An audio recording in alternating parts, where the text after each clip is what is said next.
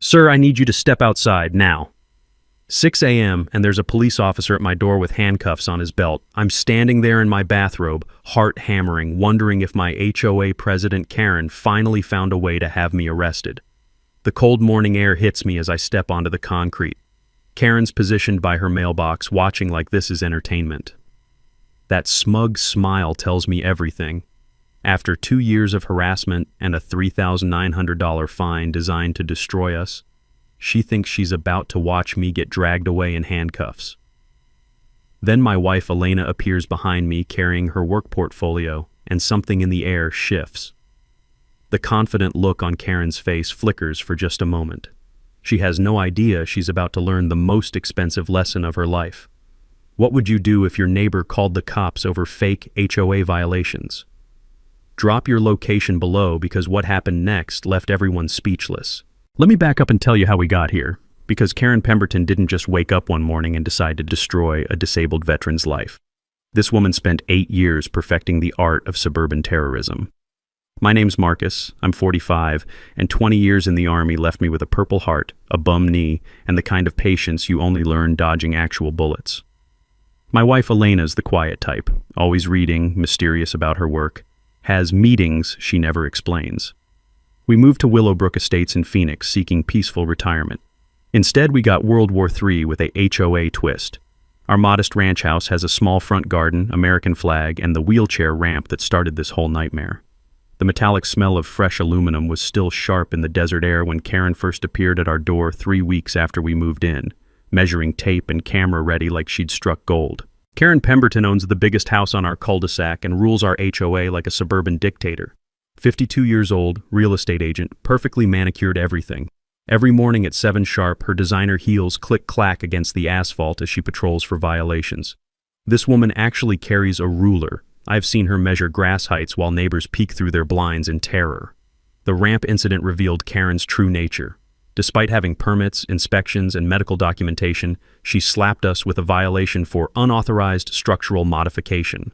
When I showed her my Purple Heart and explained it was medically necessary, she looked directly at my military citation and said, "Everyone has problems, Mr. Santos. That doesn't mean property values should suffer." I nearly choked on my own spit. This woman was arguing that my war injuries hurt her bottom line. What followed was a masterclass in petty tyranny. Garbage can 6 inches from the curb? $200. American flag the wrong shade of red. Apparently she has a patriotism color chart. $300. Elena's garden gnome violated appropriate ornamentation standards. $150 for a ceramic dwarf. Each violation arrived in manila envelopes reeking of Karen's desperation disguised as perfume. Professional photos, timestamps, certified mail delivery. She documented everything like she was building a federal case instead of harassing neighbors over lawn decorations. Here's what made it criminal. Karen's enforcement was more selective than a country club membership committee. Mrs. Patterson's broken Christmas lights have blinked since January. 0 violations. The Johnsons park their boat in the driveway daily, clearly against HOA rules, also ignored, but God forbid Elena plants tomatoes without submitting an environmental impact study. Our neighbor Tom, another Purple Heart recipient, quietly told me the previous 3 families in our house all moved out after Karen's campaigns. Young Hispanic couple with kids lasted 18 months before fleeing. Elderly black gentleman before them couldn't fight City Hall, Tom said, shaking his head. The pattern was unmistakable. Karen targeted anyone who didn't fit her lily-white suburban fantasy. What really got under my skin was watching other neighbors. They'd smile and wave, clearly sympathetic, but the moment Karen appeared, they'd scurry inside like prairie dogs spotting a hawk. Fear hung over our street thicker than Phoenix smog. Karen had created a neighborhood where decent people were terrified of their own HOA president. Throughout this escalating nightmare, Elena remained mysteriously calm. While I wanted to march over and educate Karen about constitutional rights, Elena would file each violation notice away and promise we'd handle this properly. I'd catch her taking detailed notes during long evening phone calls, speaking in hushed, professional tones about things I couldn't quite hear. Her desk accumulated stacks of official documents, courthouse seals, government letterheads, the sharp scent of fresh legal ink filling our home office. When I asked about her increasingly frequent work meetings, Elena would deflect with vague mentions of research projects. Sometimes she'd dress up in full business attire, leather briefcase in hand, looking more authoritative than I'd ever seen her. She'd return hours later with more mysterious paperwork and that same quiet confidence that everything would work out fine. I should have realized my bookish wife was preparing Karen's financial funeral. 3 months into Karen's reign of terror, she discovered what she thought was her nuclear weapon, the Great Garden Gambit of 2024. Elena had spent weeks lovingly tending a small vegetable garden in our backyard corner. Tomatoes, herbs, peppers, nothing fancy.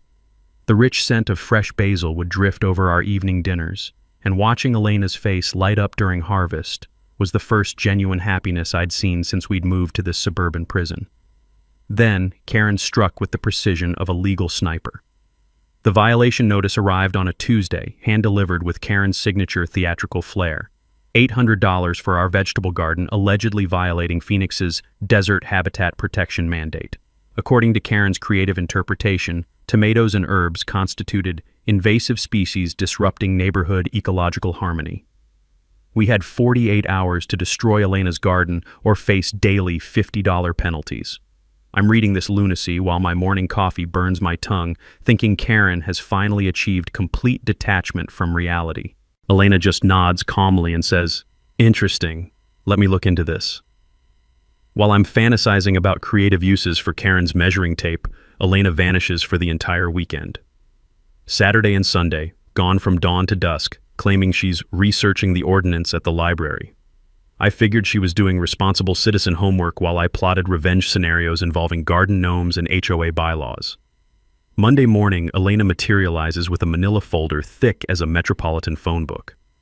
Inside, she's assembled copies of actual city ordinances, highlighted passages, handwritten notes in her precise script, and what looks like a master's thesis on municipal law. The scratching sound of her pen across legal documents had kept me awake Sunday night, but I'd assumed it was just Elena being thorough. Turns out Karen had performed Olympic-level mental gymnastics to twist the law. The real ordinance applies exclusively to commercial developments over 5 acres. Residential vegetable gardens aren't just allowed. They're explicitly protected under Phoenix's Residential Food Security Initiative. I remembered reading somewhere that dozens of states had passed these right-to-garden laws specifically to prevent HOA food garden restrictions, but Elena had the actual legal citations proving it. But Elena's weekend hadn't been spent just at the library. She'd conducted a neighborhood investigation that would make a private detective jealous. Karen's own backyard, it turned out, was a botanical crime scene of ordinance violations. Non-native roses requiring illegal chemical fertilizers, imported palm trees violating water restriction codes, decorative fountain operating during drought mandates. Karen's property broke more environmental laws than a coal plant. Elena had photographed everything with scientific precision, time-stamped each violation, cross-referenced plant species with municipal databases. The woman had built a case file that could prosecute a federal environmental crime. Tuesday morning, Elena strolled across the street and hand-delivered her research in a professional presentation folder. I watched from our kitchen window as Karen's expression evolved from smug confidence through confused concern to something approaching existential dread. Elena spoke maybe 3 sentences, left the folder on Karen's perfect porch table, and returned home with the satisfied stride of someone who'd just checkmate a chess opponent. 20 minutes later, Karen was frantically pacing her driveway, phone pressed to her ear, flipping through Elena's documentation like she was reading her own obituary. I could hear fragments of her conversation drifting across the street. "Can't be legal," and "How did she know about—" The call lasted 45 minutes, and by the end, Karen looked like she'd been intellectually steamrolled. That afternoon, the violation notice quietly disappeared from our door. No explanation, no apology, just gone. But Karen, being Karen, decided doubling down on stupid was her best strategy. Within hours, she'd called an emergency HOA meeting to vote on enhanced landscaping restrictions. 24 hours notice, barely legal, scheduled during work hours when most residents couldn't attend. Karen was trying to railroad through retroactive rules that would justify her garden assault. What Karen didn't realize was that Elena's weekend research had included more than city codes. Mrs. Violet quietly mentioned that Elena had visited her, asking detailed questions about her own violation history. 15 citations in 18 months, all targeting Mrs. Violet's Chinese New Year decorations and traditional plants. Elena's questions had been oddly specific. Dates, documentation, whether Mrs. Violet felt ethnically targeted, the kind of questions someone with legal training might ask. That evening, Elena's phone rang constantly. Brief, professional conversations conducted in that careful tone I was learning to recognize. She'd take notes, ask pointed questions about timelines and witnesses, thank people politely before hanging up. Our dining room table became command central, covered with neighborhood violation records Elena had somehow collected. When I asked what was happening, Elena smiled with the quiet confidence of someone holding 4 aces. Karen made a critical error picking this fight. She has no idea what she's actually dealing with. The smell of Elena's thriving basil plants drifted through our evening air, and for the first time in months, I felt something besides anger. I felt anticipation, especially after Elena casually mentioned discovering that Karen's brother Dale had mysteriously received the city's native landscaping enforcement contract the exact same week Karen started her garden crusade. What were the odds? Karen's response to Elena's legal ambush proved that some people double down on stupid when cornered. Instead of retreating like any sane person who'd just been caught violating the laws they pretended to enforce, Karen decided escalation was her best strategy. Monday morning arrived with the bitter taste of burnt coffee and the unexpected sight of a city inspector at our door, looking about as enthusiastic as a man attending his own audit. Behind him lurked Karen's brother Dale, wearing a contractor's vest and a grin that screamed family conspiracy. Anonymous tip about unpermitted electrical work, the inspector explains apologetically. Gotta check it out, though your permits are clearly visible in our system. 20 minutes later, after finding our installation textbook perfect, the inspector's shaking his head with professional disgust. Whoever called this in wasted everyone's time. Your electrician did beautiful work. Dale's triumphant expression melted like ice cream on summer concrete, but Karen wasn't finished demonstrating her commitment to criminal stupidity. That afternoon, our electrician Joe calls with barely controlled fury. Marcus, the state licensing board got a formal complaint about my work on your ramp. Someone's trying to destroy my business over a perfect installation. Joe stops by that evening, phone in hand, showing us text messages that made my blood pressure spike. Unknown number offering him cash to find creative violations in our electrical work. Messages dated the day after Elena's devastating research delivery to Karen. Elena examines the texts with laser focus, like she's reading court evidence. Joe, you mentioned someone called pretending to be a city inspector. Did you save that voicemail? That's when Joe reveals Elena had already coached him on documentation, before I even knew we had a problem. The voicemail was obviously Karen's voice, poorly disguised, claiming to be Supervisor Williams from Municipal Compliance. She'd asked detailed questions about our permit process, fishing for ammunition. I remembered reading about federal fraud penalties for impersonating government officials, something about massive fines and potential prison time. But Elena was nodding like she already knew exactly which laws Karen had shattered. While I'm marveling at Karen's spectacular legal incompetence, Elena's phone rings. She answers with unfamiliar authority. This is Elena Santos. Her tone shifts to something crisp, professional, almost judicial. She excuses herself to the porch, and I catch fragments about evidence protocols and witness documentation. When she returns, I'm staring like she's revealed superpowers. Elena explains calmly that her work correspondence has increased lately, courthouse documents, official communications she can't discuss in detail. Her mysterious meetings suddenly make more sense. Before I can process this revelation, Karen launches her next attack. Social media warfare. Wednesday evening, Mrs. Violet arrives with her tablet face flushed with righteous anger. She shows us Karen's overnight creation. Willowbrook Community Standards Facebook group featuring photos of our house with captions like, "When new residents refuse to respect neighborhood values," and "Property standard decline affects everyone's investment."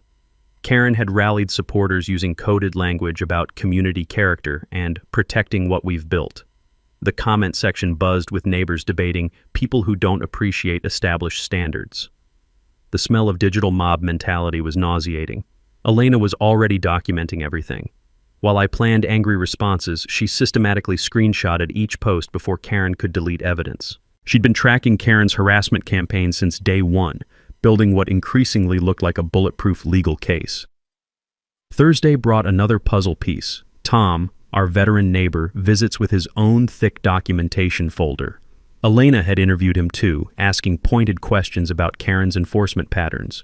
Tom shows us violation photos Karen took of his Purple Heart Memorial. 15 different angles, detailed measurements, complaints about military displays disrupting aesthetic harmony. Elena's questions were very specific, Tom explains. Whether I felt targeted for military service, if I had proof other residents weren't cited for similar displays. Made me realize Karen's been systematically discriminating for years. That evening, Elena transforms our dining table into command headquarters. Tom's records, Mrs. Violet's violations, our growing file, spread across the surface like battle plans. The pattern was mathematically impossible to ignore. 90% of Karen's enforcement targeted minorities, veterans, anyone outside her suburban supremacist vision. Elena's phone rang constantly. Each conversation followed identical patterns: professional greeting, careful questions about documentation and timelines, polite appreciation before hanging up. She was systematically contacting every neighbor in Karen's crosshairs, building a network that felt distinctly prosecutorial. Friday afternoon, delivery trucks brought boxes marked "Confidential Judicial Correspondence." Elena signed personally, arranged everything in her office with scientific precision.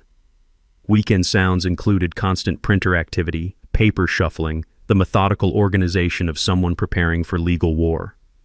Sunday evening, I peek into Elena's office sanctuary. She's surrounded by legal documents, timeline charts, evidence portfolios that would make federal prosecutors jealous. The sharp scent of fresh ink fills the air as Elena works past midnight, constructing something far beyond neighborhood dispute resolution. "What exactly are you building?" I finally ask. Elena looks up from her work, and for the first time since this nightmare started, her smile carries genuine anticipation. Karen's about to discover that some battles can't be won through intimidation and fraud. Outside, Karen's porch light glowed as she conducted another frantic damage control phone call, completely unaware that Elena was documenting every desperate mistake. Karen's third-month assault revealed the true depth of her suburban sociopathy. She was going to destroy us financially, slowly, and publicly, while documenting our humiliation for entertainment. The certified letter arrived Wednesday morning, thick as a court summons and twice as threatening. Karen had calculated our accumulated violations to exactly $3,900, a number that felt surgically precise, designed to maximize pain without triggering whatever legal protections Elena seemed to understand intuitively: pay immediately, or face property lien and potential foreclosure. But Karen's masterstroke was the payment plan option. Avoid the lien by publicly apologizing to the entire neighborhood, admitting our disruptive behavior, and submitting to monthly compliance inspections. She wanted us crawling on our bellies while live streaming our degradation to her Facebook followers. I'm staring at this extortion letter while my disability check sits unopened on the kitchen counter, running calculations that don't work. Medical bills already had us eating ramen twice a week. Elena's income remained mysteriously undefined, though she insisted we couldn't afford prolonged litigation right now. The bitter irony burned like acid reflux, a disabled veteran losing his home to a wannabe dictator who'd never sacrificed anything more significant than her manicure appointment. Karen scheduled her emergency assessment meeting with military precision, exactly 72 hours notice, minimum legal requirement, 2 p.m. Thursday, when working residents couldn't attend. Her strategy was bulletproof: rubber stamp the lien with only her allies present, then steamroll any opposition with democratic process. Thursday afternoon, I enter the community center's stale air alone. Elena claimed an unavoidable work commitment, but promised everything would resolve favorably. Karen held court with her 2 remaining board allies, live streaming to her Facebook echo chamber while the musty scent of rarely used meeting rooms mixed with her suffocating perfume. "Mr. Santos," Karen announces with prosecutorial authority, "you have 15 minutes to present your defense before we authorize lien proceedings." I spread Elena's research across the folding table: city codes, violation comparisons, photographic evidence of Karen's own violations. Karen dismisses everything with practiced contempt. "Rules are rules, Mr. Santos. Your documented pattern of violations demonstrates consistent disregard for community standards." The prepared apology letter waited like a loaded gun. Karen wanted me reading it aloud, on live stream, confessing to failing to respect established community values and diminishing property standards through inappropriate modifications. Facebook comments supported our family, but Karen ignored them completely. Two choices, Karen declared, savoring absolute power. Full payment today, or read this apology and accept our enhanced monitoring program. Then Elena walked in. She entered wearing professional attire I'd never seen. Black blazer, leather briefcase, moving with an authority that commanded immediate attention. Her heels clicked against linoleum like a judge's gavel, each step echoing through the suddenly silent room. Karen's triumphant expression flickered with uncertainty as Elena took a back row seat, opened her briefcase, and began taking precise notes. Elena's presence transformed the entire atmosphere. She wasn't just another neighbor anymore. Something about her bearing suggested someone accustomed to being the most important person in any room. After 20 minutes of Karen's performance, Elena stood quietly. "Mrs. Pemberton, before finalizing this vote, I believe you should review some additional documentation." Elena approached the table and handed Karen a manila envelope bearing an official seal I couldn't quite read from my angle. Karen's hands visibly trembled as she opened it, her face cycling through confusion, recognition, and pure terror in real time. This information can't be accurate," Karen stammered, staring at Elena like she'd revealed supernatural powers. Elena returned to her seat without explanation. Her phone buzzed with a text, and she glanced at it with professional detachment before making a brief note in her legal pad. The live stream audience watched Karen's confidence evaporate like water on hot asphalt. Whatever Elena had delivered contained information that instantly transformed Karen from neighborhood tyrant to panicked defendant. Her board allies exchanged bewildered glances, clearly unaware of the bombshell that had just detonated their meeting. Karen's attempts at damage control were pathetic. She called multiple whispered consultations with her HOA lawyer, each conversation growing more frantic. Finally, she announced the meeting postponed pending legal review of new information and fled the community center, clutching Elena's envelope like it contained her death warrant. That evening, neighbors reported Karen's house blazing with lights past midnight. Her frantic internet searches and multiple attorney consultations suggested someone desperately trying to understand how completely she'd miscalculated. Elena spent the evening organizing her office with the satisfaction of a chess master executing a long-planned checkmate. Her methodical filing suggested whatever she'd handed Karen was just the opening move in a much larger strategy. "What was in that envelope?" I asked as Elena locked away her evening's work. Elena smiled with quiet anticipation. Karen's complete housing discrimination history from her previous neighborhoods. Turns out serial discriminators leave extensive paper trails across multiple jurisdictions. Outside, Karen's desperate phone calls continued past 2 a.m., apparently unaware her 8-year reign of suburban terrorism was entering its final act. Friday morning, I'm pouring coffee when Elena sits across from me at our kitchen table, still wearing yesterday's professional blazer, and says the words that rewrite our entire marriage. "Marcus, there's something about my work you need to know." The leather portfolio sits open between us, and for the first time I can see what's inside. Not book club notes or mysterious research. Court documents, legal briefs, official correspondence bearing the seal of the Arizona family court system. At the top of the stack, business cards reading, "The Honorable Elena Santos Martinez, Family Court Judge, Housing Division." My coffee mug freezes halfway to my lips. "You're a judge?" Elena nods with the careful precision I now recognize as judicial training. 15 years on this bench, specializing in housing discrimination and civil rights cases, recently appointed to the State Housing Appeals Board. She pauses, watching my expression process this information. I've been sitting in judgment of housing discrimination cases while living as the victim of one. The irony tastes bitter as burnt coffee. "Why didn't you tell me?" "Judicial ethics," Elena explains, spreading documents across our table with methodical care. "I couldn't use my position to fight Karen directly. That would be abuse of authority and could destroy my career. Everything I've gathered had to be collected as a private citizen experiencing discrimination firsthand." Those mysterious evening phone calls suddenly make sense. Elena hadn't been coordinating book clubs. She'd been conducting witness interviews with prosecutorial precision. Her weekend library research had been legal strategy sessions with civil rights attorneys. The boxes of work materials contained federal housing discrimination precedents and prosecution guidelines. Elena pulls out a thick folder labeled with Karen's name. What I handed Karen yesterday was her complete discrimination history from 3 previous neighborhoods, 8 years of identical patterns, targeting minorities, veterans, LGBTQ+ residents, anyone outside her suburban supremacist vision. My stomach drops as Elena explains Karen's expanding legal nightmare. The real estate business under investigation for fair housing violations. Multiple families filing discrimination complaints. HOA board members facing personal liability up to $100,000 under federal civil rights law. Karen doesn't just risk losing her HOA position, Elena continues with judicial detachment. She's facing potential federal criminal charges, financial ruin, and lifetime prohibition from housing-related businesses. Elena's strategic patience finally makes sense. She'd needed Karen to escalate violations to establish clear discriminatory patterns. Each targeted neighbor represented protected classes under federal law: me for disability or veteran status, Mrs. Violet for race, Jake and Sierra for sexual orientation.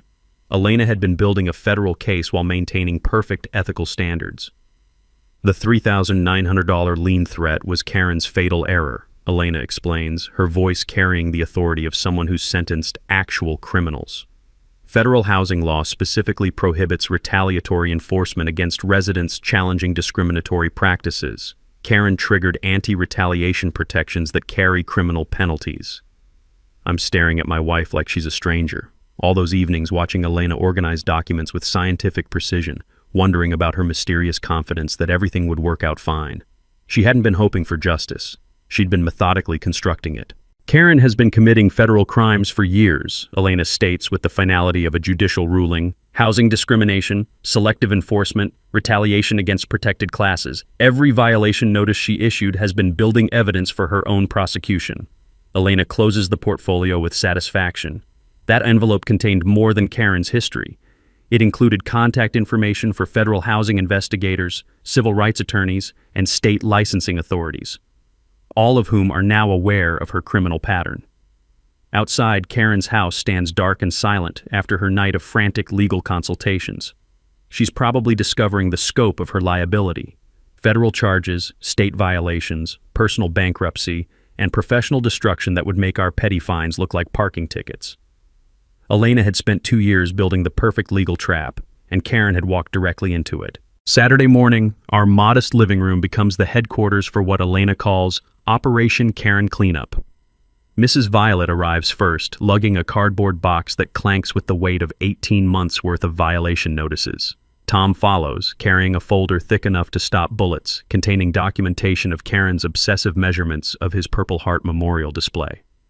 Jake and Sierra bring their phones loaded with screenshots of Karen's social media harassment, posts they'd wisely preserved before Karen's inevitable deletion sprees. Elena clears our coffee table with the efficiency of someone preparing for oral arguments, spreading documents across the surface like a general planning invasion. The aroma of Mrs. Violet's homemade jasmine tea mingles with the sharp scent of legal paperwork as Elena commands the room with natural judicial authority. "We're not just fighting a neighborhood bully," Elena begins, her courtroom voice cutting through morning pleasantries. "We're dismantling 8 years of systematic housing discrimination that violates more federal laws than a mob accountant." Mrs. Violet adjusts her reading glasses, studying Elena's meticulously organized timeline charts. "So this is bigger than HOA violations?" Elena pulls out a legal reference book that looks like it could serve as a doorstop.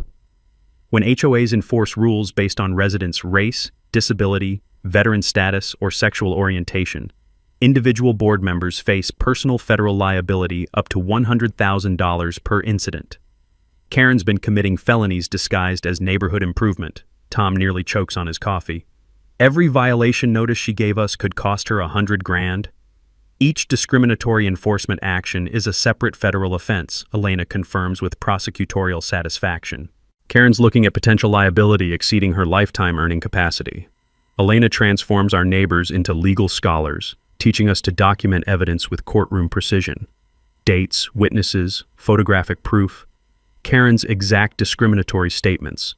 She explains the difference between correlation and causation, how to establish patterns versus isolated incidents, why Karen's selective enforcement constitutes intentional civil rights violations. Jake scrolls through saved Facebook posts, grinning with vindictive pleasure. "She deleted the really ugly stuff, but I screenshot everything, including her rant about certain people lowering property values." Social media evidence is prosecutorial gold, Elena explains, making notes in her legal pad. Karen documented her own bias in permanent time-stamped posts that prove discriminatory intent. Elena outlines our three-pronged attack strategy like she's briefing a federal task force. Simultaneous complaints to HUD's Fair Housing Office, Arizona Department of Real Estate, and the State Civil Rights Division. Coordinated federal civil rights lawsuit seeking damages and injunctive relief. HOA board recall election to permanently remove Karen from power. Residents can dissolve HOAs through majority petition when board members breach fiduciary duties, Elena explains, referencing another intimidating legal text. Karen's discrimination and financial irregularities constitute textbook breaches requiring immediate removal. Sierra perks up at the mention of financial irregularities. Wait, there's embezzlement too? Elena produces HOA financial records showing Karen had authorized $40,000 in legal fees without member approval, draining community reserve funds for her personal legal defense. The silence that follows tastes like institutional corruption exposed to daylight. The media angle could help other neighborhoods, Jake suggests, apparently thinking like a civil rights activist now. Elena nods approvingly. Phoenix Tribune's housing reporter is investigating Karen's pattern across multiple jurisdictions. 3 other HOAs paid discrimination settlements involving Karen's enforcement practices. She's a repeat offender with documented history. Tom asks about timing, and Elena reveals her masterpiece of legal choreography. All complaints filed simultaneously next Friday, preventing Karen from crafting individual defenses. Media story breaks the same morning, ensuring public accountability alongside legal consequences. HOA recall petition circulated that afternoon, capitalizing on maximum community outrage. Karen's probably burning through legal consultations this weekend, Elena observes with quiet satisfaction. But she's facing liability exposure that exceeds her defense capacity. Federal violations, state licensing infractions, criminal fraud charges, her legal costs alone will destroy her financially before we reach discovery. Elena assigns tactical missions like a commanding officer. Mrs. Violet compiles neighborhood violation statistics proving discrimination patterns. Tom contacts veteran organizations about filing supportive legal briefs. Jake and Sierra document social media harassment for potential hate crime enhancement. What happens when Karen retaliates? Mrs. Violet asks, worry creeping into her voice. She won't surrender quietly. Elena's smile carries decades of courtroom victories. Any retaliation attempts constitute federal witness tampering and obstruction of justice. Karen's trapped in a legal maze with no exit strategies. Elena distributes business cards from federal housing investigators, civil rights attorneys, and state prosecutors like she's dealing cards for the final hand. Everyone's briefed on Karen's situation.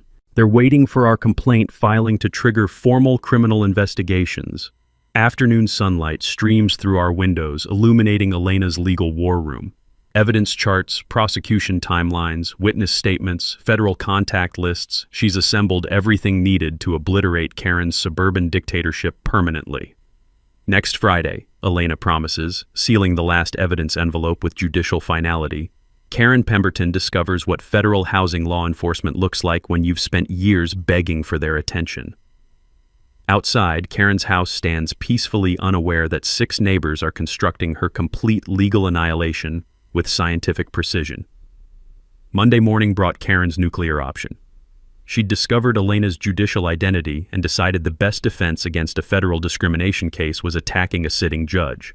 Because apparently, when you're drowning in legal quicksand, the smart move is grabbing a shark. Officer Rodriguez returns to our door looking like a man forced to investigate whether the sun rises in the west. This time he's carrying a formal harassment complaint and the expression of someone professionally obligated to waste everyone's time. Mrs. Pemberton claims Judge Santos is using judicial authority to intimidate HOA proceedings, he explains with barely concealed irritation. She wants a restraining order against a sitting judge for gardening peacefully in her own yard. The bitter taste of institutional absurdity fills my mouth as Elena handles the interview with professional grace that makes Karen's hysteria look even more unhinged.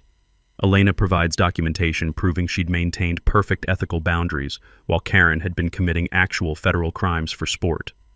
Rodriguez leaves shaking his head, muttering about people who mistake drama for evidence. But Karen's judicial ethics complaint was just her opening act. Tuesday unleashed a social media campaign that made her previous posts look like church newsletters. Karen created an anonymous blog called Willowbrook Truth Teller that would make conspiracy theorists blush. Posts accused Elena of judicial corruption, intimidating honest community volunteers, and orchestrating legal terrorism against property values. The writing style screamed Karen, overwrought prose obsessed with real estate prices and victimhood. She'd apparently spent her weekend crafting an alternate universe where discriminating against minorities made her the victim of judicial conspiracy. Elena's response was surgical precision disguised as professional courtesy. She reported Karen's harassment to the Arizona Judicial Conduct Commission, which dismissed Karen's complaint as frivolous retaliation. Elena maintained perfect positioning, documenting witness intimidation while never leveraging judicial authority inappropriately. Tuesday evening, I'd had enough. My Facebook post defending Elena's integrity went viral across veteran and housing rights networks. My wife never abused her position. If anything, she bent over backward ensuring Karen got due process. Karen never offered anyone else. Elena built her case the hard way, as a victim collecting evidence, not a judge wielding power. The response was overwhelming. Shares, supportive comments, media attention that transformed Karen's anonymous blog into pathetic noise compared to a Purple Heart recipient defending his wife's honor. Wednesday brought Karen's financial Hail Mary, convincing the remaining board to hire Phoenix's most expensive white shoe law firm at $750 per hour. Without member approval, she'd authorized $50,000 from community reserve funds, money intended for actual neighborhood improvements, not Karen's legal defense fund. The neighborhood erupted. Mrs. Patterson, usually neutral as Switzerland, demanded immediate financial audits. The Johnsons threatened separate lawsuits over unauthorized expenditures. Karen had managed to unite the entire community against her through spectacular fiscal incompetence. Thursday afternoon delivered Karen's masterpiece of criminal stupidity, approaching Tom in his driveway with a bribery offer disguised as neighborly conversation. "Look, this whole military discrimination thing is getting blown out of proportion," Karen says, unaware Tom's phone is recording every word. "If you could just sign a statement saying my enforcement was always fair and consistent, we could make all these problems disappear for everyone." Tom, being considerably smarter than Karen estimated, let her dig deeper. "You mean like a sworn statement?"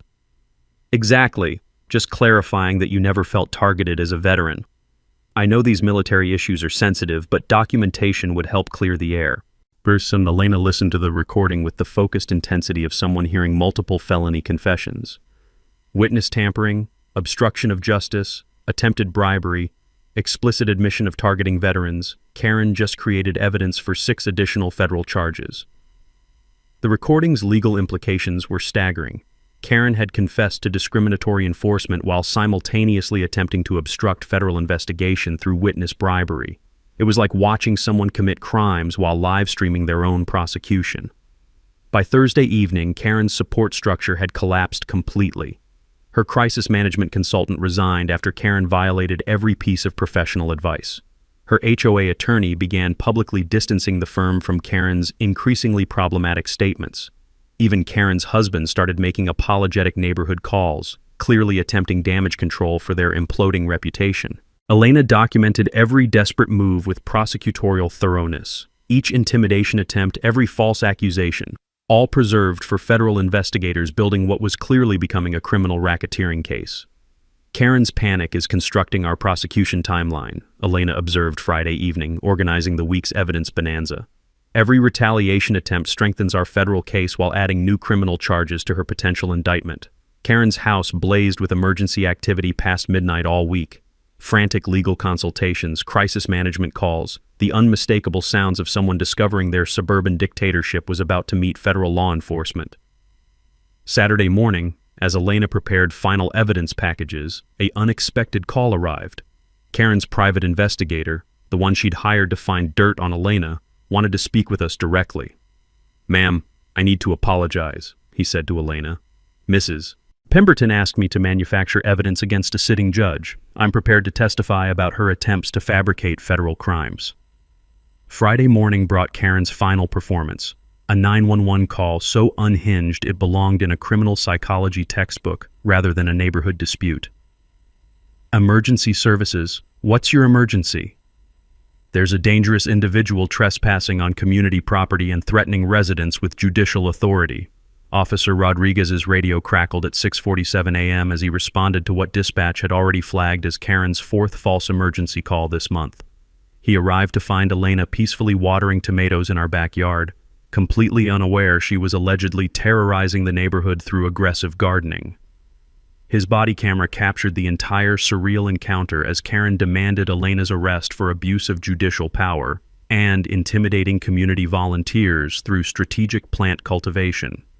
Rodriguez recognized Elena from courthouse interactions and spent 20 minutes documenting Karen's increasingly frantic accusations. "Ma'am, Judge Santos is watering vegetables in her own yard," Rodriguez explained with superhuman patience. "The only crime here is wasting emergency resources on personal disputes." Karen's meltdown was spectacular. "She's destroying property values through legal intimidation. This is judicial corruption disguised as gardening. I demand federal investigation immediately." The acrid scent of Karen's desperation was almost visible as Elena calmly provided Rodriguez with documentation of the months-long harassment campaign. His report later noted Karen's pattern of frivolous emergency calls targeting sitting judge over neighborhood violations. By Saturday morning, emergency dispatch had flagged Karen's number for abuse after she'd called 911 6 times in 24 hours. Elena's morning jog constituted surveillance and stalking. Our American flag represented militant intimidation display. Elena checking our mailbox was judicial harassment of community leadership. The 911 operators were treating Karen like the neighborhood lunatic she'd become. Saturday afternoon delivered Karen's attempted coup, an emergency HOA meeting claiming Elena's family posed immediate threat to community safety. Scheduled for 6 a.m. Sunday with minimum legal notice, designed for maximum inconvenience and minimal attendance. 3 people showed up: Karen, her last remaining board ally, and Mrs. Violet, who attended specifically to document Karen's statements for federal evidence.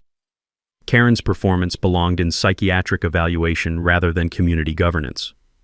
She demanded Elena's immediate neighborhood removal, claiming judicial immunity shouldn't protect corrupt officials destroying community standards through legal terrorism. Next, she proposed new bylaws requiring enhanced surveillance of households engaged in intimidation activities. Mrs. Violet recorded everything, while Karen ranted about Elena's systematic assault on property values through abuse of legal authority. The audio captured Karen making explicitly discriminatory statements about certain types of people who exploit victim status to manipulate honest community members. Elena reviewed the recording with clinical fascination. Karen just confessed to federal hate crimes while live streaming her own criminal prosecution. She's essentially building our case for us. Sunday brought the week's most telling development. Karen's expensive legal team filed emergency withdrawal motions, citing irreconcilable differences regarding strategy and client conduct. Translation: lawyers who'd defend mob bosses found Karen too unhinged for representation. The sound of legal bills hitting Karen's mailbox had become a daily occurrence, and even white-collar criminal defense attorneys were fleeing her toxic case. Sunday evening, Karen's husband Mark arrived at our door carrying a bottle of wine and wearing the expression of someone whose marriage had become a federal crime scene. The man looked like he'd aged 5 years in 5 weeks. "I owe you both an apology," Mark began, his voice carrying the weight of someone whose life had imploded. "Karen's been struggling. Anxiety medication mixed with alcohol, financial pressure from losing real estate clients, increasing paranoia about neighborhood property values." Mark's explanation painted a picture of someone spiraling into mental illness, but didn't excuse 8 years of systematic discrimination. He revealed that Karen had been self-medicating with prescription drugs while obsessing over property values as the solution to their declining finances. "Anyone who threatened her suburban fantasy became the enemy," Mark continued sadly. "But seeing this federal investigation has opened my eyes to how far she's fallen. I'm filing for separation tomorrow." Mark handed Elena a flash drive containing Karen's personal files, emails, financial records, communications with other HOA boards where she'd implemented identical discrimination campaigns. "She needs professional help, not legal protection." Monday morning brought federal investigators to Karen's real estate office, executing search warrants that uncovered systematic steering of minority clients away from white neighborhoods while charging discriminatory fees based on buyer demographics. Elena organized evidence that now filled 4 bankers' boxes, enough documentation to prosecute civil rights violations in multiple jurisdictions. Karen created a federal case any prosecutor could win blindfolded, she observed with professional satisfaction. Tuesday morning, Elena made the call that would end Karen's 8-year reign of suburban terrorism. "This is Judge Santos calling the Federal Civil Rights Division. We're ready to file coordinated complaints against Karen Pemberton. Her discrimination campaign officially ends today." Outside, Karen's house sat silent for the first time since we'd moved in. No morning patrol walks, no violation photography, no measuring tape sessions. The woman who documented everyone else's lives was about to discover what federal documentation looked like. The taste of justice was finally replacing months of bitter frustration. Wednesday evening, the Phoenix Community Center buzzed with energy that felt more like a courtroom than a town hall meeting. Word had spread about Karen's federal investigation, and nearly 300 residents packed the auditorium for the city's emergency session on HOA reform and fair housing enforcement. The bright television lights made everyone squint as Channel 12 News prepared for live coverage that would broadcast Karen's downfall to the entire metropolitan area. Elena and I arrived early, sitting in the middle section like private citizens rather than the prosecutors we'd become. The smell of fresh coffee mixed with nervous energy as residents who'd suffered under various HOA tyrants across Phoenix filled every available seat. Karen's story had become a catalyst for citywide housing reform discussions. Karen entered 20 minutes late with her crisis management consultant and a new lawyer, apparently the only attorney in Phoenix willing to represent someone facing federal civil rights charges. She wore a navy blazer that couldn't hide her obvious weight loss and carried a prepared statement thick enough to filibuster Congress. Her hands trembled visibly as she took her seat in the front row, directly under the unforgiving television lights. City Council member Patricia Williams opened the session by reading complaints from 12 different neighborhoods about discriminatory HOA enforcement. Karen's pattern had been replicated across the metropolitan area, making her case a symbol of systemic housing discrimination rather than isolated neighborhood dispute. Tonight, we hear from residents who've experienced what federal investigators are now calling organized civil rights violations disguised as community governance, Williams announced, her voice carrying judicial authority that made Karen shrink further into her seat. Mrs. Violet testified first, speaking with quiet dignity about 18 months of harassment targeting her Chinese heritage. Every Lunar New Year decoration, every traditional garden plant, every cultural celebration, all violations according to Mrs. Pemberton. But identical displays by white neighbors never received citations. The audience's collective intake of breath was audible as Mrs. Violet presented side-by-side photos proving selective enforcement. Karen's lawyer whispered frantically in her ear, probably explaining how federal hate crime enhancement worked in housing discrimination cases. Tom followed with military precision, describing Karen's obsessive documentation of his Purple Heart Memorial while ignoring identical patriotic displays by non-veteran neighbors. "She measured my flag with a ruler," Tom stated, producing photographs, then claimed veteran memorials violated aesthetic standards while approving identical displays 3 houses down. Jake and Sierra presented their timeline of LGBTQ+ discrimination, including social media posts where Karen had complained about lifestyle choices affecting family neighborhood values. Their documentation showed Karen targeting pride symbols while protecting religious displays with identical visual impact. When my turn came, I focused on disability discrimination and financial harassment. Karen fined us $3,900 for violations that weren't violations, targeting a disabled veteran's medical accommodations while ignoring bigger infractions by her friends. The message was clear: conform to her vision or face financial destruction. Karen's prepared statement was spectacular disaster television. She rose on shaking legs, attempting to portray herself as a dedicated volunteer victim of coordinated legal harassment by residents seeking to avoid legitimate accountability. Her voice cracked as she claimed Elena had weaponized judicial authority to escape proper enforcement, and insisted her documentation patterns were consistent application of established community standards designed to protect everyone's property investments. The audience's reaction was immediate and brutal. Laughter, groans, angry shouts from residents who'd experienced Karen's consistent enforcement firsthand. Channel 12's cameras captured every moment as Karen's alternate reality collapsed under public scrutiny. Then Elena stood. The room fell completely silent as Elena approached the microphone with the measured stride of someone accustomed to commanding courtroom attention. She wore simple business attire, carried no notes, and spoke with the authority of 15 years dispensing justice from the bench. "I am Judge Elena Santos Martinez of the Arizona Family Court System," she began, her voice cutting through the auditorium like a legal judgment. "For 2 years I maintained complete ethical neutrality while experiencing housing discrimination in my own neighborhood. Every piece of evidence we've presented was collected as a private citizen victim, never using judicial authority inappropriately." Elena's presence transformed the entire proceeding from community meeting to criminal trial. Karen's lawyer attempted to interrupt, claiming conflict of interest, but Elena continued with prosecutorial precision. "Mrs. Pemberton's enforcement records show mathematical impossibility of random compliance monitoring. 92% of violations targeted protected classes under federal housing law. This isn't community governance. It's systematic civil rights violations prosecuted under color of law." Elena paused, making eye contact with Karen across the packed auditorium.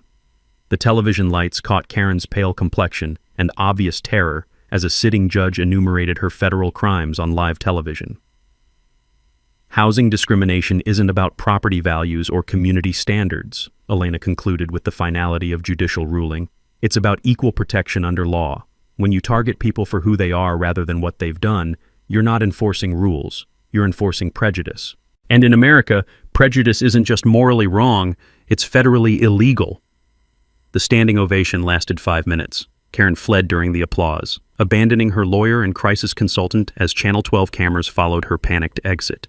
The woman who'd terrorized neighborhoods through documentation had just been documented committing career suicide on live television. Outside, federal investigators were already serving additional search warrants based on evening testimony, ensuring Karen's legal nightmare was just beginning. 6 months later, justice tastes sweeter than Elena's homegrown tomatoes. Karen pled guilty to 3 federal felonies: housing discrimination, obstruction of justice, and embezzlement, receiving 2 years probation, $180,000 in restitution to discrimination victims, and a lifetime ban from HOA board positions anywhere in Arizona. Her real estate license was permanently revoked, and she quietly moved to Nevada to avoid ongoing legal scrutiny and neighborhood shame. Our community transformation was remarkable. The new HOA board, elected on a platform of equal enforcement and inclusive governance, dissolved Karen's discriminatory violation structure and refunded every cent of her bogus fines. Mrs. Patterson, previously terrified of Karen's measuring tape, became our new president with a mandate to treat all residents with dignity and respect. Elena spearheaded creation of the Willowbrook Community Garden in the shared space where Karen once demanded native plants only. Every plot reflects our neighborhood's diversity. Mrs. Violet's traditional Chinese vegetables, Tom's memorial herb garden, Jake and Sierra's rainbow flower display, and Elena's prize-winning tomatoes that started this whole justice campaign.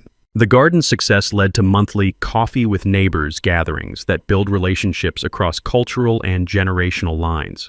Property values actually increased 20% over 6 months. Turns out, inclusive communities attract buyers better than discriminatory HOAs repel them. Elena's professional recognition was extraordinary. Chief Judge Patricia Morrison assigned her to Arizona's new housing rights court, making Elena the state's leading authority on residential discrimination cases. She's testified before the Arizona legislature on HOA reform legislation and spoken at national judicial conferences about maintaining ethics under harassment. Elena's case study is now required reading in law school civil rights courses, demonstrating how victims can build federal cases while maintaining perfect legal boundaries. The Arizona Bar Association gave Elena their Courage Under Fire Award for upholding judicial integrity while facing systematic harassment. My own purpose emerged from our struggle. The Veterans Housing Rights blog I started reached 75,000 subscribers and became a resource for disabled veterans facing HOA discrimination nationwide. I testified before the Arizona legislature supporting the HOA Accountability Act, which requires bias training for board members and creates state oversight for discrimination complaints. The new law allows discrimination victims to recover triple damages plus attorney fees, making Karen-style harassment financially devastating for future discriminators. Elena consulted on the legislation while maintaining judicial neutrality, ensuring the law protected victims without creating loopholes for abuse. Our scholarship fund became the crown jewel of community healing. The Willowbrook Diversity Scholarship supports law students studying housing rights, with Elena and me contributing the first $10,000 from our federal settlement. Local businesses and residents donated enthusiastically, reaching $75,000 in 8 months. Our first recipient was Maria Gonzalez, an underprivileged student whose family had faced HOA discrimination similar to ours. Maria's studying civil rights law at Arizona State University, planning to become the advocate her family needed but couldn't afford.